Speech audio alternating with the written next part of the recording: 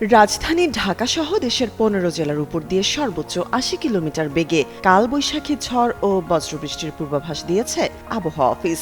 সোমবার দুপুর ১টা পর্যন্ত দেশের অভ্যন্তরীণ নদী বন্দরগুলোর জন্য দেওয়া এক সতর্কবার্তায় তথ্য জানানো হয়।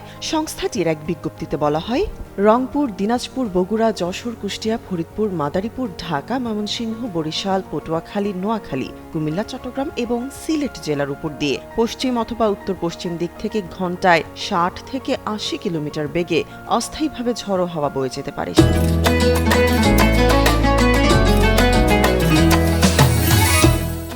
সেই সঙ্গে বৃষ্টি অথবা বজ্রবৃষ্টি হতে পারে। তাই এসব এলাকার নদীবন্দরগুলোকে ২ নম্বর নৌ হুঁশিয়ারি সতর্ক সংকেত দেখাতে বলা হয়েছে। এদিকে আবহাওয়া অফিসের নিয়মিত বুলেটিন অনুযায়ী আজ সন্ধ্যা ৬টা পর্যন্ত দেশের সব বিভাগে অস্থায়ীভাবে দমকা অথবা ঝড়ো হাওয়া সহ বৃষ্টি অথবা বজ্রবৃষ্টি হতে পারে। কিছু কিছু এলাকায় শিলাবৃষ্টির আশঙ্কাও রয়েছে।